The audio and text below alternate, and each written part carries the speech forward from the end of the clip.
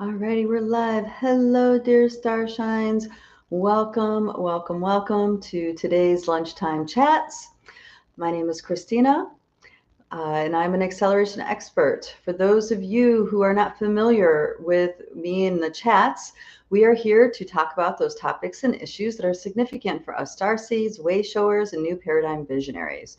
We have capacities and abilities that are not necessarily embraced by our larger human family. Therefore, we have very different perspectives to the kinds of chaos and challenges that we are facing as a species on this planet. And I am here to give, to the best of my ability, a liberated perspective to these topics, issues, challenges. So welcome, everybody. Welcome. Uh, I'm going to give everybody a moment, chime in, let me know that you're here.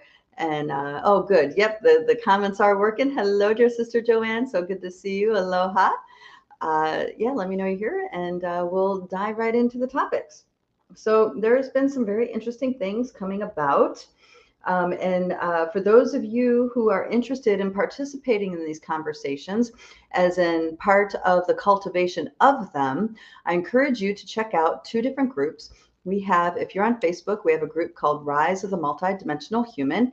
And when you want to enter that group, you need to answer all the questions, and you'll get access right away.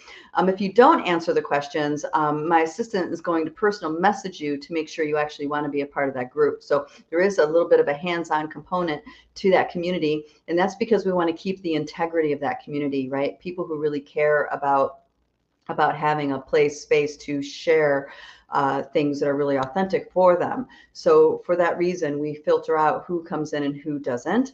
So if you invite people into that group, they too need to answer those questions and or respond to the personal message that they get from our monitor. So so there's that group, and in the Facebook group is Rise of the Multidimensional Human, and in Telegram it's just Multidimensional Human. You can search for that group, and then you can just become a part of it and join the conversation. We have really interesting people in our community. All of us are starseeds, starshines, new paradigm visionaries. I mean, really, really on point, let's say, conversations, because we are all on this acceleration journey together. And there's a certain level of awareness that our community has, and level of respect for each other our community has, that others perhaps do not. So in this way, it's a very, very special community. All right. Hello, dear sister Tasha. Glad you made it too. Hey, young Trick. Good to see you. Hello, hello, hello. As you guys can see, I'm still in Mexico, and I'll be here for another couple weeks. I do have a date to be returning back to the States, where I'm going to be, I'll be doing a facilitator workshop for Hape, for plant medicine. So I was introduced to this plant medicine back in 2019 by dear Starshine while we were on a sacred journey through Croatia, Bosnia and Herzegovina. And I have to say that the medicine over time has really, really brought some very interesting things to me. And what I learned from that medicine is how to connect with plant spirits. And this has evolved to such a space where I can connect with plant spirits without having to take the plant. And right now I feel really, really moved and motivated to connect with the indigenous elders that hold the secrets of the medicine songs of these connections with plants and plant medicines.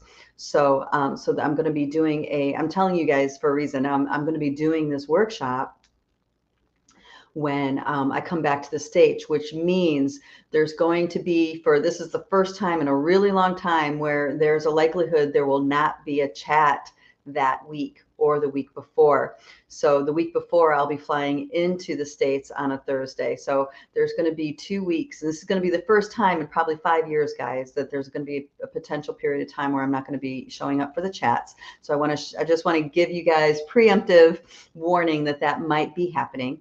If I'm saying might, because if I can pull it off, that I will, even if I'm sitting in the middle of the Mexican airport, I'm going to try to pull it off.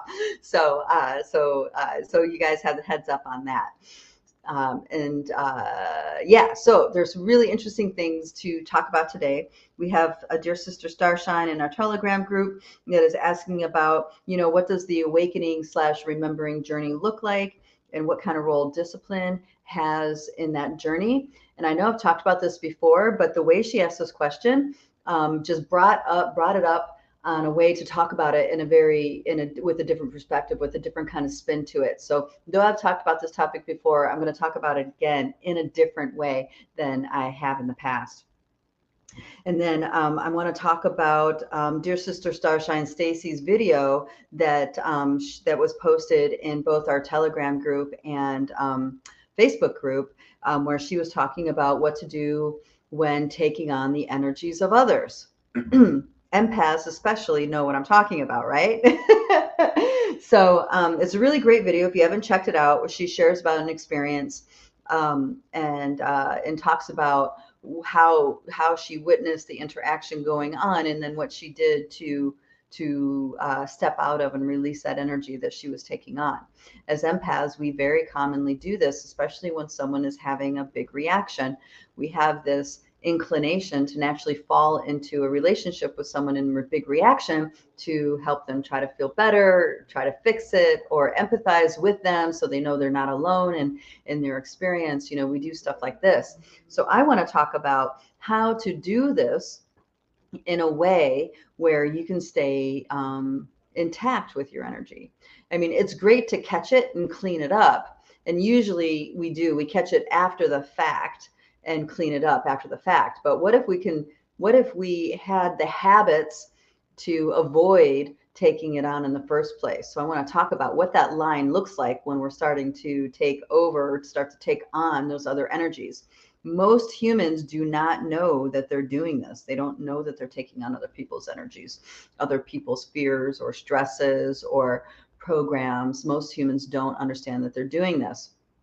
So here you guys are really working hard in being dedicated in your dedication towards your journey.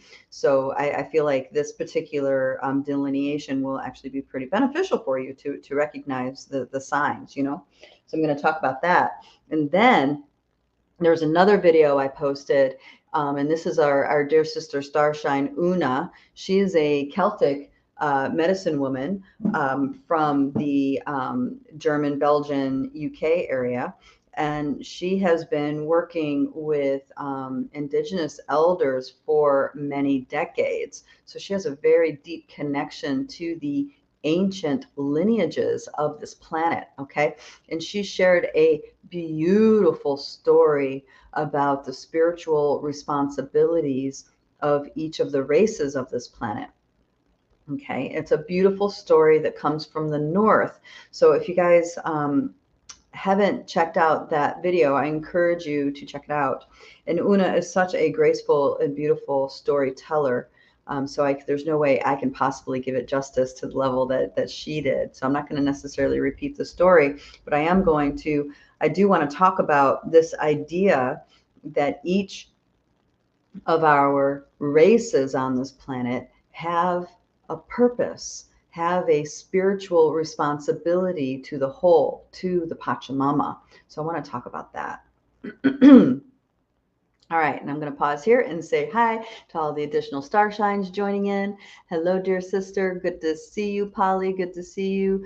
I'm sorry, I'm going to mutilate your name. I beg your pardon. Miroslav.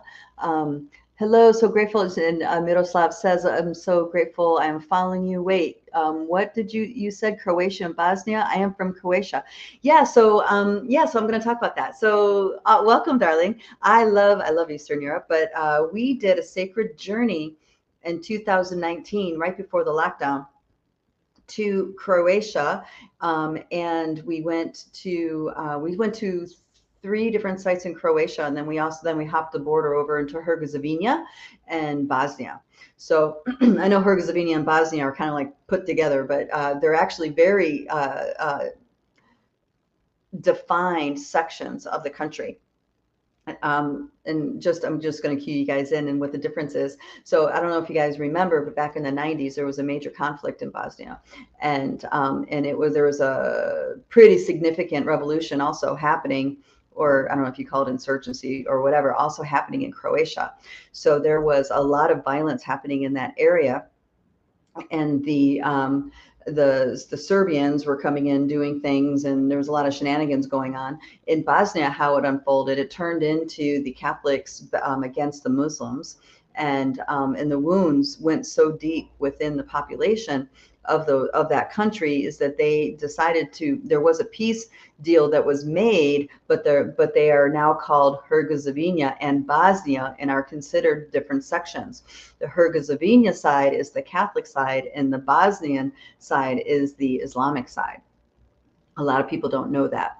So ironically, we were going to all these sacred places, and we went to an ancient sacred Sufi temple in Herzegovina, which was really interesting. But Croatia is absolutely fabulous. We were in Split. We were unwinding, doing grid work, which we didn't know was called grid work at the time. We were unwinding some of the really deep-seated programs that were powered over dynamic programs that were anchored in the Temple of Jupiter in Split. And that was actually a fabulous story. That I mean, my gosh, that was amazing. The unwinding and what we did and the grid work in there. So we cleared up the intrusive heaviness that was anchored in. It was first the Temple of Jupiter, so it had all the, those Anunnaki programs anchored in. Then it was overlaid with the Christian church, and it was built in like 400 years BC. So it was perfectly aligned cosmically and earthwise on an energetic level, and it was a portal, still is a portal. But we released the energies of that portal, so these Stargate frequencies from Plitvice can come in and start flooding the consciousness grids of that area. And that area wasn't just Croatia, it was also Herzegovina, Bosnia, Slovenia. There was this whole grid shifting of the entire that entire block of Eastern Europe, going all the way up through the Balkans, actually. And that's what we did in 2019. And it culminated with us being at the Bosnia pyramids and working with the Ravna tunnels and with the different pyramids in that valley. Now, those of you guys that don't know, there's a village called Visoko, and that village is a valley, but the valley aren't mountains. That valley is created by these structures, these pyramids. Now, they're not like traditionally shaped pyramids, which throws historians off. But as soon as you dig down a few feet through the layers of soil and foliage and tree roots, you actually come across a stone ceramic construction.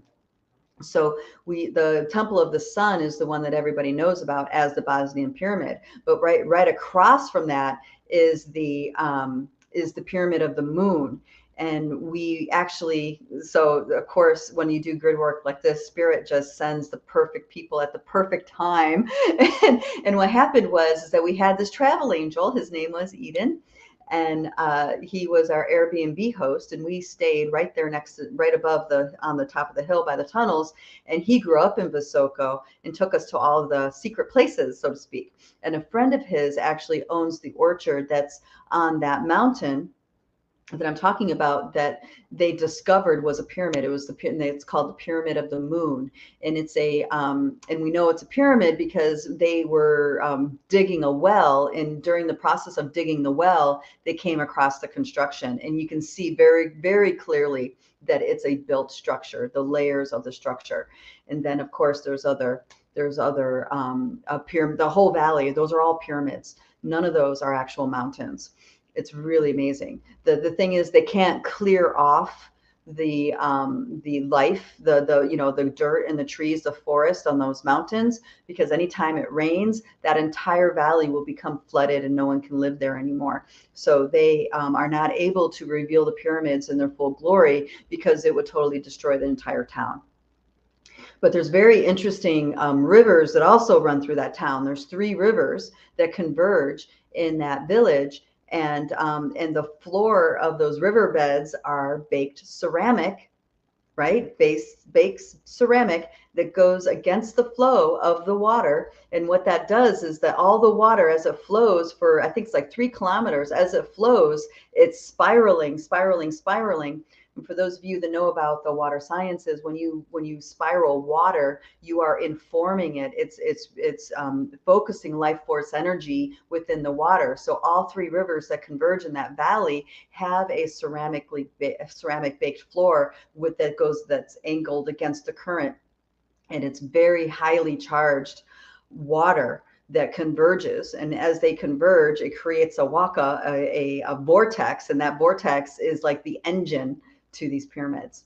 So it's a fascinating mechanics. I had no idea at the time really what we were getting into and even when we were there, we really weren't sure what we were getting into. We were just going with, what felt right. And we went pretty far. We did a lot of work, and not long after we left, they discovered a whole another section of tunnels. So I feel like that was really connected to the work we were doing, because it's really connected into the consciousness grids, and you only can unearth what the consciousness can handle being aware of, what the collective field can be aware of. So I feel like that, we cleaned up that consciousness grid enough that it was, humanity on that collective level was ready to be aware of a whole nother section of discovery within the tunnels. So, so that's that. Just a short explanation there. Thank you for making me go on that, or inspiring me to go on that tangent. That's awesome. Oh yeah, and you were there. Yes, I would love to go there again. And yeah, I would look Eden up. He's an amazing host. He just went above and beyond. He was so gracious and so synchronistic, very intuitive man, Islamic man. Very intuitive, and it's just we would have a thought, and he would be there. Offering some sort of help and assistance. So really beautiful host, and he also gave us a really great education on the Balkan culture and the history of the place. And there's something instilled about your value really has a lot to do with what you offer the collective, what you offer your community. So philanthropic behavior is something that's rewarded, and when you become more of a mature man in community, that's like a major part of you being a respectable man in your community. So yeah, I learned so much, and I learned a lot about Islam too while I was there, and the Sufis, and yeah, it was absolutely a fabulous trip. I can't wait to go back. Of course, La Cucaracha came around and we couldn't go back, but all of us that went on that trip were like, we are coming back. We all wanted to go back for more. Okay, so let me get going on these topics. All right. So with the spiritual responsibility, that's going to be a theme that I'm weaving through the whole conversation here. Okay. So, because this is this is an idea that needs to get developed. And I feel like this is actually a need that many humans have, but they're just not able to put their finger on. And so hopefully through this conversation, I'll be able to, define things in a way where you can maybe start to feel, sense, tune into your own DNA, your own ancestry, perhaps, what's helped fueling your journey, your awakening journey here, that, on a deep level, is it actually you striving to fulfill the spiritual responsibility of the perspective root race that you come from? Okay. All right. Yes. Thank you. So,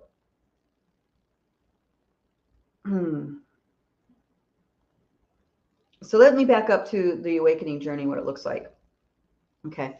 So, it depends on outside looking in and me in retrospect of my own life. What your awakening journey looks like really depends on what generation you were born into. If you were born into earlier generations, like born in the 30s, 40s, 50s, 60s, 70s, your awakening journey had a lot of intensity with it. Okay. That means, life explosions, tragic events, major dramas, accidents, illnesses, deaths, really like sticking your finger in that spiritual lightning socket over and over again. And even though we had a really adverse or strong response to spitting, putting our finger in the spiritual lightning socket, there was something inside of us that kept us from to continue to do it, even though we know that our life is about to explode afterwards, right? So there's like this level of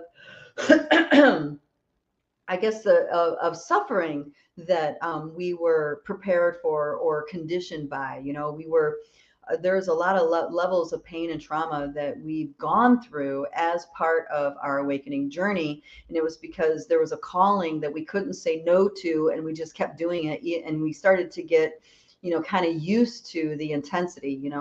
And so early generation awakenings are a lot different than the younger generation awakenings.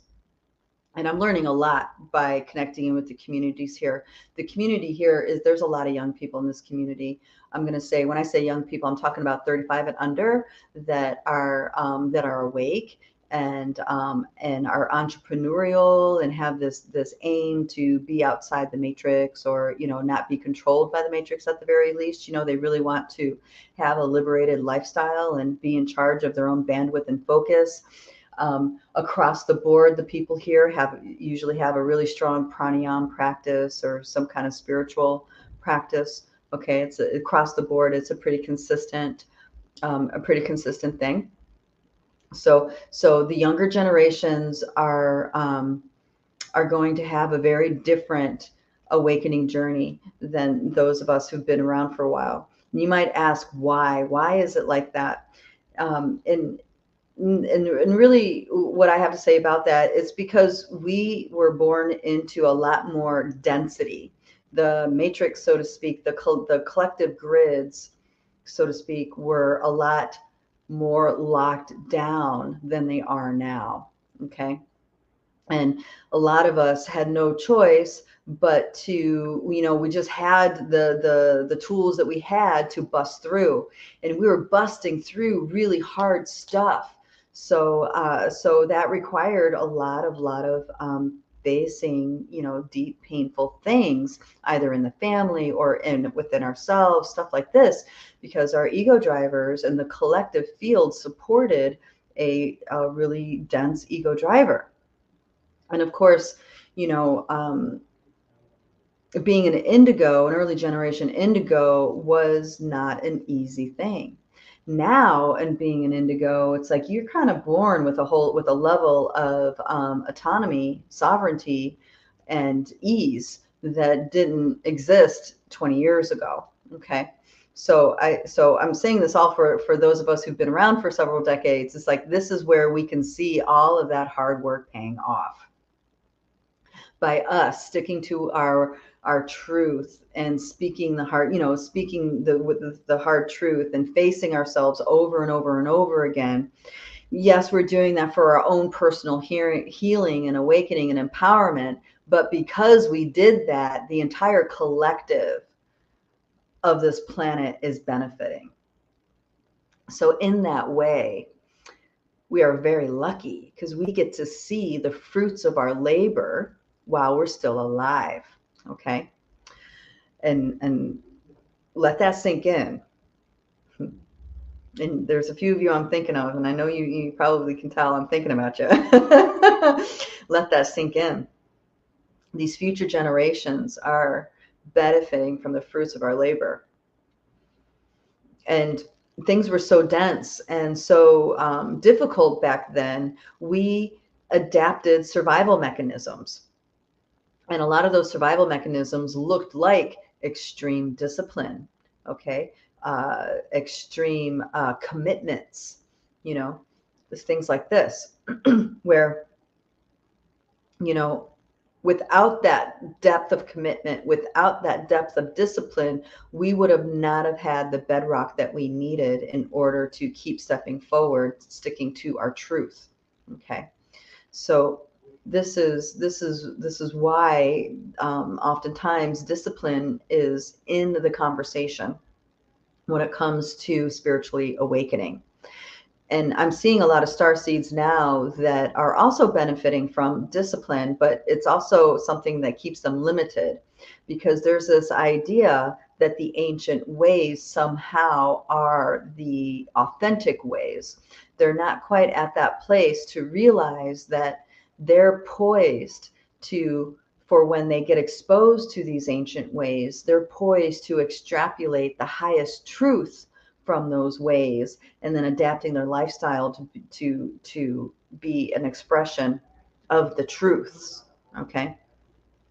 Now, this is something I discovered for myself in like 2012, around that, was that I was getting trained by these ancient lineages, these masters, these immortals in my dream time and in person. But I was getting trained not because I'm supposed to hold that lineage, though I did, and they initiated me to do that, right? But I was going through that so I can have a true heart heart and spirit remembrance of my connection in with those ancient lineage, so I would feel authentic in extrapolating the truths from those places, and then bringing them forward to humanity in the way that I do now. Okay, so there's like this idea that's still kind of tripping up the youth about, having to, look like where the roots, the ancient roots of where these teachings come from. Like, I see a lot of people, dressing, kind of like monks, or dressing in very, uh, kind of maybe what's considered cultural appropriation. I see that a lot. And I know there's a whole conversation about cultural appropriation that I can get to. I can touch on that in a minute. But when I see people doing that, I feel like I'm watching beings reaching for a connection, reaching, to be connected, to feel connected, to be connected, to remember a time when they were not in the particular culture that this current life has them in. Okay. So I see that the whole appropriation is something completely different than the typical narrative about that. And, the story that Oona had to say about the different races and their ancient purpose, their ancient spiritual responsibility, really hit home for me, because it helped me, it really validated, actually, for me, the whole cultural appropriation conversation. Okay. And for those of you that didn't see the video, I'm going to just summarize the different spiritual responsibilities in the storytelling that she shared. And I do encourage you guys to go into the Telegram group or the Rise of the Multidimensional Human group on Facebook and watch this video. It's a very short 3-minute video. Oona is she has white hair. You'll see her thumbnail. And I'd like you to, if this is something that's interesting to you, I'd like you to check that out. She tells a story that came from the north that talked about the ancient times. And when I hear her talk about the ancient times, it's connecting me with our most recent catastrophe on this planet, where all the people got sent to the 4 directions, and that in being sent in the 4 directions and being separated, they all were assigned a spiritual responsibility. Like, their lineage was responsible for holding this consciousness for when the great unification is to occur. And this great unification you might look at as the story of the Rainbow Warriors, or the story of the Eagle and Condor, or the story of the new humans coming on this planet, or the story of the great unification process of this planet. There's lots of prophecies out there that touch on this. And actually, I was just saying these words earlier today. It's kind of funny. Anyway, and the metaphor is in reference to the cycles of the sun. And so when the sun rises, it's yellow, and that's to represent the yellow people. And the spiritual responsibility of the yellow people was to be the caretakers of the earth. And they, of course, didn't do that well and violated their sacred responsibility. And then came the white people, and their sacred responsibility was to unite the humanity, was to unite all the races. And instead of uniting, what happened was colonization and oppression, right? But if you still, and I can say this because, you know, I'm a white person, is that, but if you notice, there's still this tendency of white people to go into many different cultures. We immerse ourselves in many, many different cultures. We don't necessarily have a high appreciation of our culture, whatever that our is, you know, if it's American culture or European culture or whatever, you know what I mean? We bring in many different kinds of foods, many different kinds of religions and spiritual practice. It's like all of it is very attractive to us as a whole, right? And then she goes on to speak of the sunset and the red people, and that their sacred responsibility is to teach us how to bring peace. Okay. And then after the sun sets is the nighttime, and that is to represent the Black people. And the responsibility, sacred responsibility of the Black people is to keep everybody safe at night, so no one has to lock their doors. And in this metaphor that or in the story that she talks about, it's just each one of the races has not done a good job of their sacred responsibility. Okay. And if you start looking at the tendencies of each of those races, I can actually see that sacred responsibility trying to express itself. It's just coming out in a distorted way. Okay. So why am I talking about this? And it's because we are all, in our awakening journey, we are all striving to know our authentic truth, to know thyself, and then live a life that is in total alignment with the truth of who we are.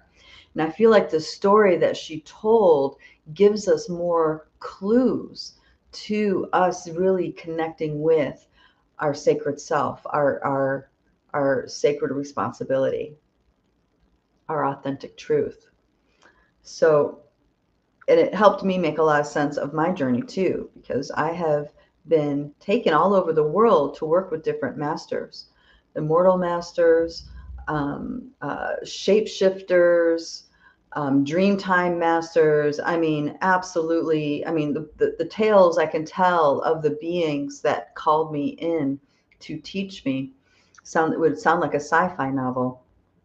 Maybe one day I'll write about it, but and one thing that always kind of was in the back of my mind is that, you know, I'm an outsider. Like I'm in this white vessel, and I'm an outsider being brought in. And if I were to, you know, if I were to adorn myself in the way that's true to the culture of the master that's teaching me, it's, you know, it's considered disrespectful. And that was something that was really difficult for me to reconcile, because it felt good to layer myself in the way that they were layered. And it's, you know, each layer represents an initiation. And I was truly initiated by them with these different layers. But yet it was not in an alignment with the collective for me to wear these layers in public. So hearing this story really, really, really hit home for me, because I feel like that's what so many of us are doing. So many of us are doing. It's just, you know, there's a lot of reversal patterns within our collective field that doesn't let us see clearly why we have these propensities that we have.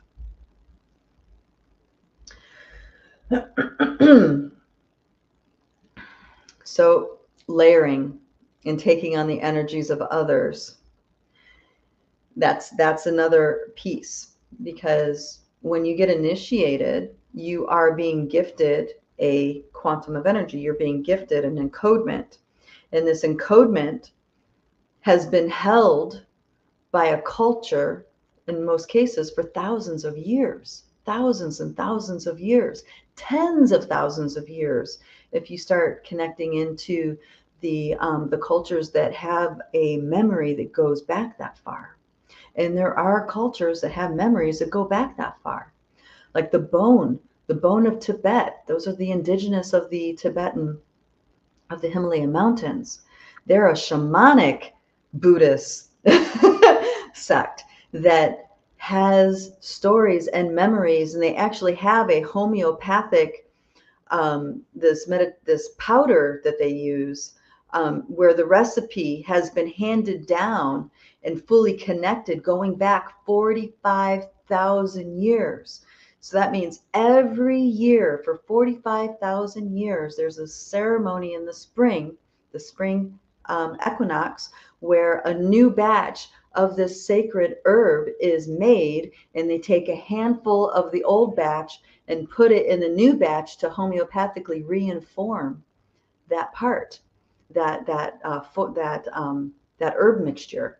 And that herb mixture has been, the lineage of it has been intact for over 45,000 years. Imagine the memories you can connect to in that way. Okay. Yes, right. And the Aboriginals, they too, their stories are intact of when humanity existed purely in dream time, before they even stepped out of the river of the cosmos and stepped foot on this planet. Okay. And there's also those in Africa, and I'm trying to remember the name of the tribe. I can't remember the name of the tribe right now. They have connections in with their ancestors going back many dozens of generations. So when they sing the song of their ancestors, they're singing the name of every single ancestor, and it takes a half hour to sing this song because they have so many in their ancestry. They so far back they can trace to far before the great catastrophe that's in the records of humanity. So these lineages, through great hardship in many cases, have these encodements to share. And part of how they live is when you get initiation, you get a layering, you get something layered on you to acknowledge that initiation, on a visual cue. Sometimes it's like a sash. For some cultures, it's a tattoo. In other cultures, it's a scarring. It's, you know what I mean? It's like all these mean something very, very significant. And in this way, all of us are hungry to receive these encodements. We're hungry and even set up to receive these encodements. And this is my hypothesis, that is that this is partially why empaths are built the way that they're built. We are built, not just empaths, all humans really, are built to take in other people's energies. We're built to bring it into ourselves. We're built to incorporate it into our reality. And unfortunately, like everything else, just like our sacred responsibilities and our initiations and the intentions of them, it gets distorted. And the distortion looks like exactly what our dear sister Star Sign shared in her story, where she talked about there was a disturbance. There was someone who was really drunk or on some kind of drug, peeing in the front yard. His car gets away from him, runs into the neighbor's car, and chaos ensues. And it triggers the neighbor, which triggers her. And there's this, this chaos that happens because, there's fear programs in the collective that start getting bought into, and then stress, energetic stress, emotional stress, physical stress ensues. And then once that starts happening, she woke up to, oh my gosh, I'm totally taking on this fear energy of my neighbor. I was just trying to be neighborly, but here she gets involved in the drama. And it's not anybody's fault. There was a comment made that, oh, well, it's easy. Just don't take on that energy. But here's the thing. To not take on that energy on some level is working against your very nature. Our very nature, our subconscious need to feel connected in with our surroundings, and our subconscious need to receive encodements to help facilitate our awakening and liberation, right? And our subconscious need to feel our ancestry, be supported by the rivers of life, the life force energy that brought us to the here and now moment. So there's these layers here that are all in action within our subconscious, our energy field, that poise us in such a way to take on other people's energies without even realizing that we do it. And then once we realize that we do it, we still are challenged to, how do you not do it? Then, and actually even before that, once you do it, how do you undo it? Right? How do you undo it?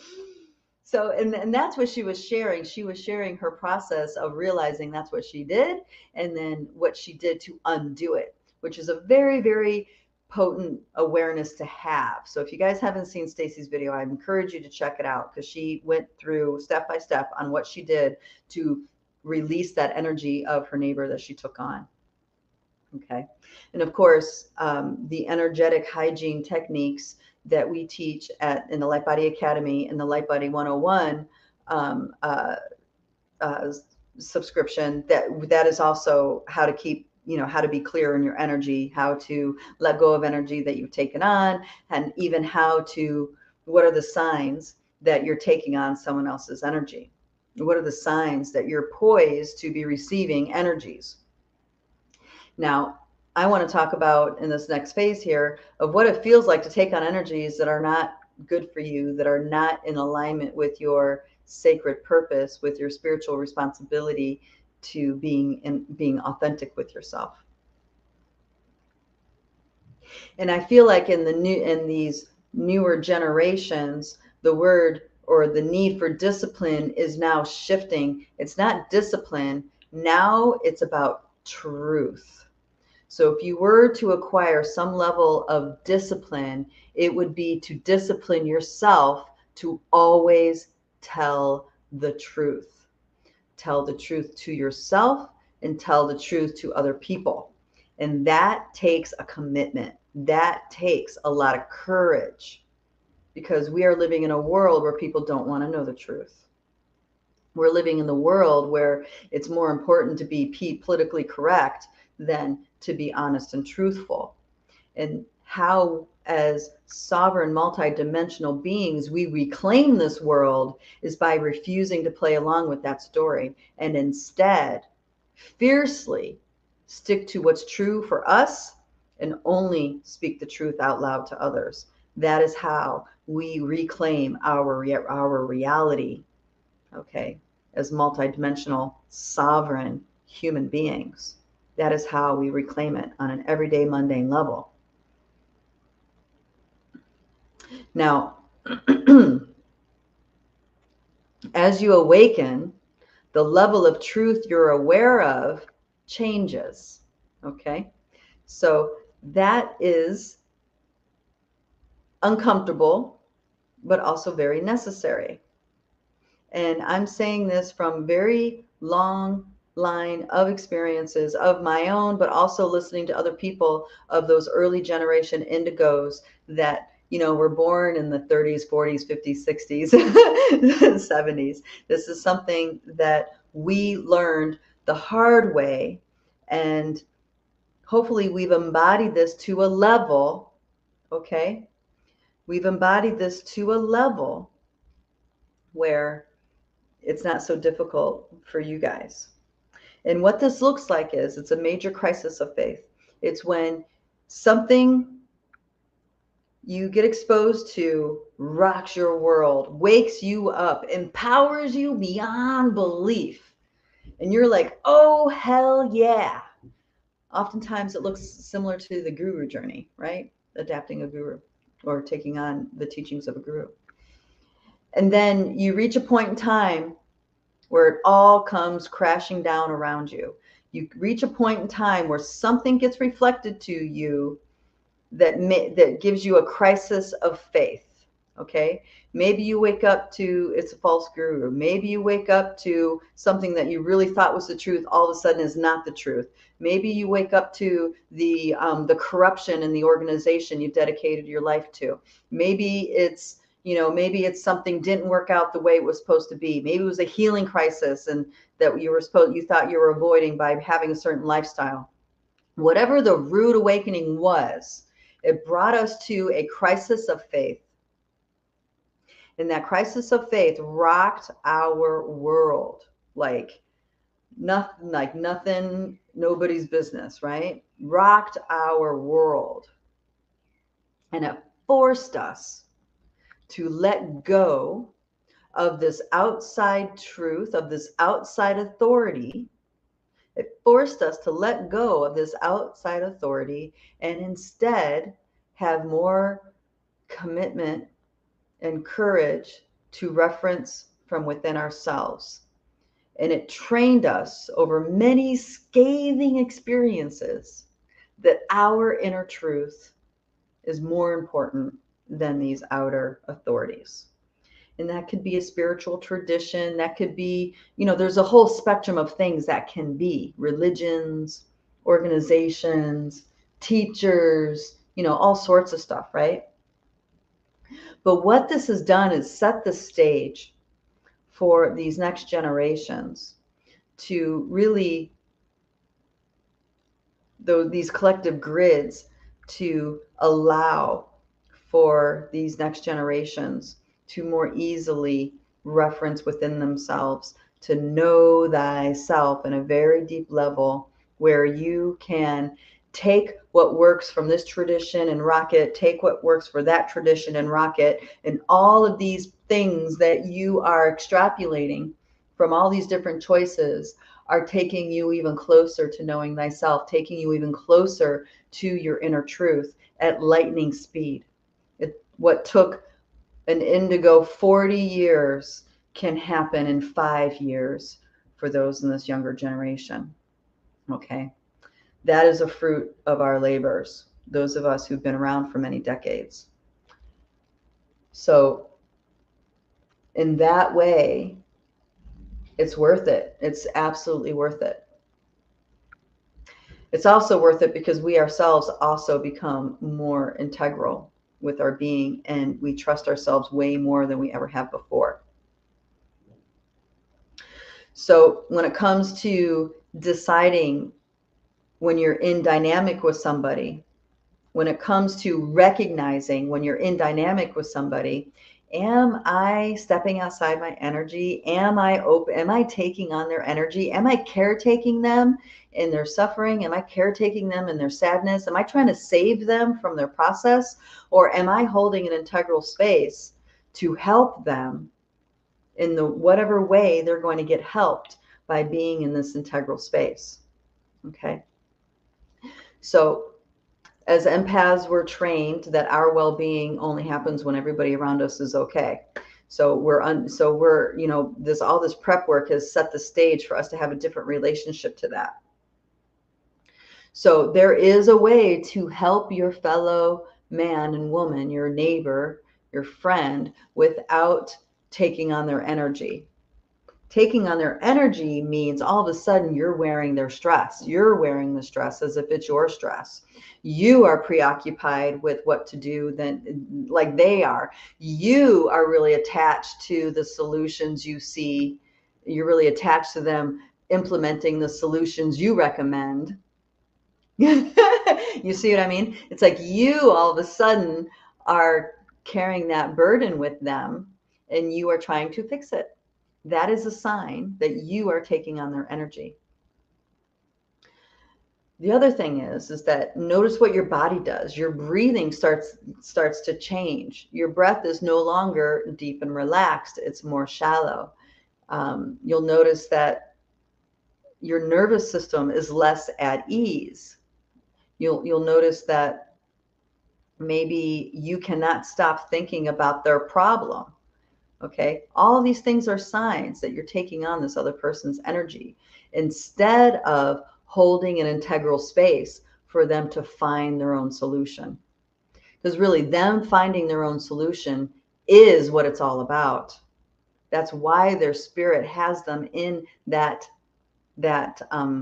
scenario in the first place. Okay, it's not to be saved. It's so they can find it within themselves to come out of the situation, to maybe alchemize the situation. Some people like the word karma. It's their karma to come up with the solution. But by you getting in the way, taking on their energy, you're getting in the way and they don't get to do it, which means they have to repeat the whole dynamic all over again. So you didn't help at all in the long run. So another thing to think about is that examine your own reasons on why you're helping, why you're getting involved.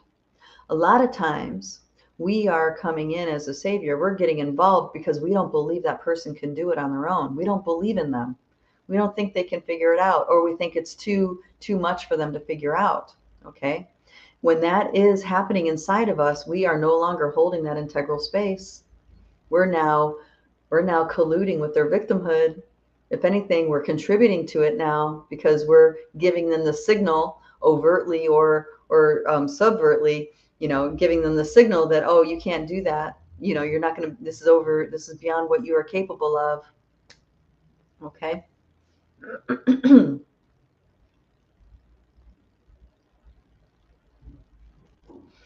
All right, I'm going to check in with a couple of the comments just to see what's happening here. Welcome, Darren. So good. Glad you saw. You were able to come in and chime in.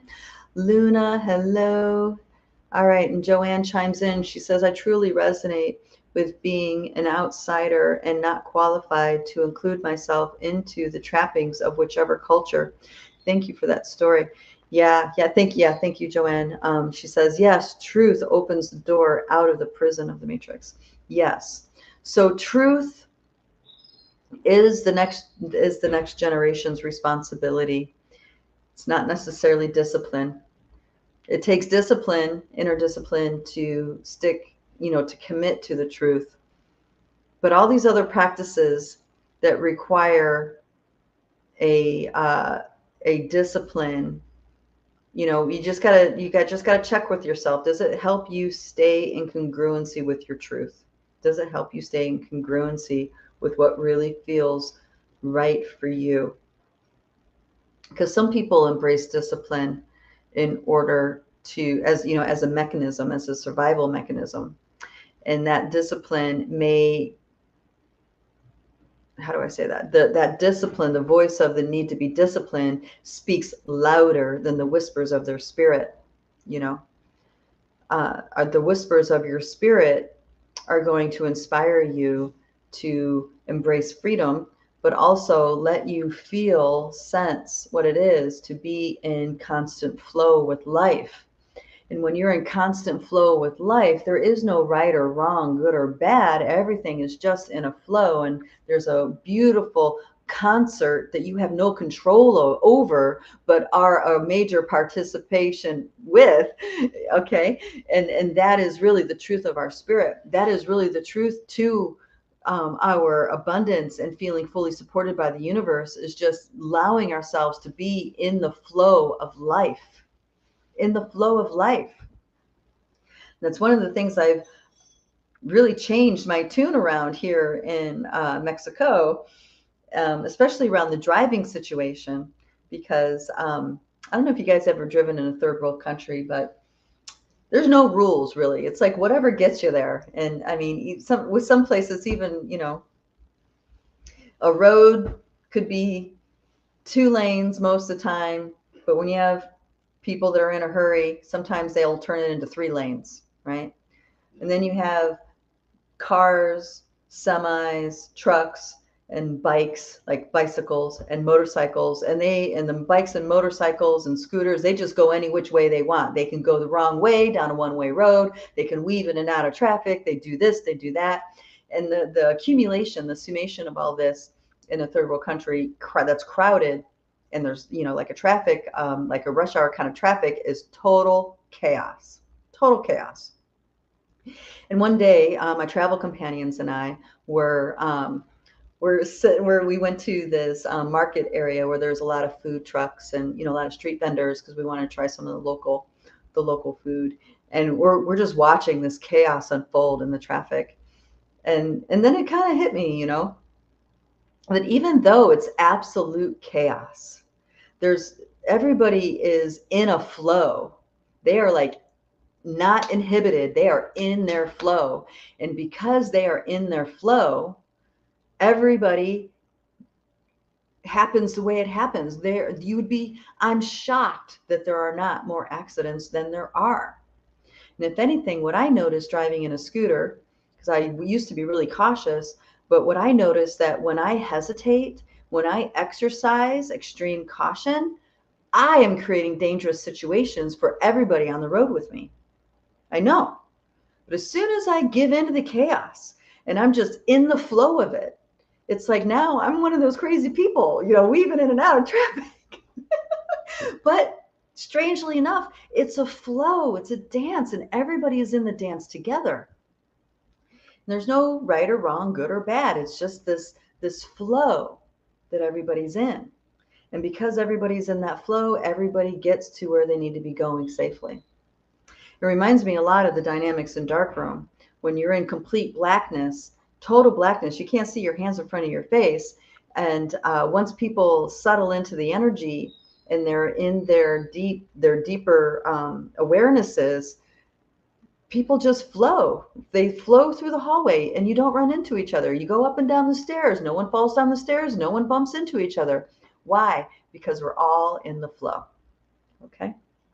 So the flow, for those of us that are used to things being organized, cut and dry and all that stuff, is a really crazy prospect. But that is life, is this flow in many different directions, in many different flavors, in many different ways, just this flow. And that's what makes this human experience so rich, in my opinion. All right. Miroslav says, to which generations you actually talking about? You can specifically tell me. It is really mind-blowing what you're saying. Well, I'm talking about all that. Well, so I'm a 70s child. My brother's an 80s child. Let's see, my sister is a 60s child. So when I'm talking about the newer generations, I'm talking about like 35 and under. The 20-somethings, the later 20-somethings, that those generations is really what I'm talking about, where what took us 40 years to do in the early generation indigos, you guys you guys can do it in 5 or even less than that. I imagine these younger generations that are in their late teens, early 20s can probably do it in a few months. They just need to be exposed to those frequencies and they're going to wake up and aha, you know what I mean? Our dear Luna Rio says, my uncle calls it La Ley del Coche de Viejo, Mas Viejo. The oldest car has the right of way. Oh, that's interesting. Okay. I want to make sure I'm saying that right. La Ley del Coche Mas Viejo. And then Athena chimes in and says, driving in China was absolute madness. The car horn was the only thing keeping people safe.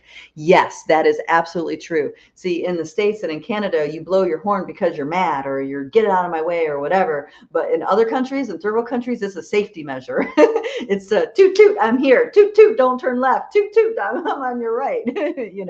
Totally different connotation. Yeah, so Joanne's also chiming in. She's seen it as well, and there were no accidents. The other thing it also forces you to do is be really present. It's definitely a practice in complete presence, because you can't be absent-minded driving in these roads, because you never know where there's a speed bump or where there's a great big pothole, and the potholes here are freaking deep and deadly. So you need to really be very, very present in order to be engaged in the driving situation here. All right, Darren says, ha ha ha, sounds like driving in Vietnam. That place was crazy. Yes, exactly what I'm talking about. Polly says, now you understand about New York City and how we all manage the chaos. Well, New York City is like organized. You have your one-way roads. Everybody's going in the same direction. I would say, it's for someone who's in the country going to New York City, it's crazy chaos.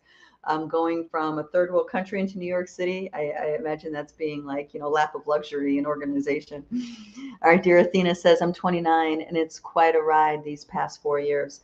Yes, yes, yes, exactly. That truth thing is so important. That truth thing. It's scathing, it's still scathing. It's just, your whole life doesn't crumble now when you realize these scathing truths. Instead, there's like a awakening on the other side of it where you're like, wow, and there's a strength that's there. You get to bypass the 10 years of building your life up again just to destroy it. For those of you who've been around for a while, you know what the crazy stuff I'm talking about. Yes, yes, yes. Awesome, awesome. Thank you for that. All right, Athena. Miroslav is also saying that she's 29. You guys are in the same age bracket. Yes. Oh no, is that a he? Nope. I'm saying he. I'm saying she, but I mean he. Sorry about that, dear. So guys, this was fun. Let me know, if this is really resonating for you. Please help us out on this channel and like and subscribe and comment, do all those good things, and share it if you know somebody who can really benefit from this conversation. I encourage you to check out those 2 videos that were posted in both the Telegram and or multidimensional human group. One is Stacy talking about what to do when taking on other people's energies, and the other one is Oona sharing the sacred story that I extrapolated these understandings from. And let's see, yes, and if you want to dive into the empathic empowerment work, like really how to keep good energetic hygiene, it's a practice. It's not something that just happens overnight. And the reason why is because we quite literally over many generations are trained to behave the opposite of what's good for us. Okay, so it does take work, but we have a really wonderful program here at Light Body Academy called Light Body 101, where you can learn all different tools and techniques and have a community of people practicing these things to get a grip on good energetic hygiene and how to really shift your empathic ability, the burden of it, and shift it into being a really amazing gift in your life. So you can find more information about that at lightbodyacademy.com. All right, darlings, that's it for me. I am out of here. Mwah, mwah. Love you guys. I will see you next time. Next time, I will give a message in both groups if we're going to be on or not. So next Thursday, I will be at the Mexican airport getting on a plane. So if I can do the chats from the airport, I totally will. And if I can't, I'll be sure to put a message out to everybody so you guys know that we won't be talking that day. All right. And then the following Thursday, chances are I will not be there because I'll be in that plant medicine intensive. So that's the story. So at worst case scenario, I'll see you guys in 3 weeks. Best case scenario, I'll see you guys next week. All right. Lots of love to you all. See you next time, whenever that is. Bye-bye. Mwah, mwah.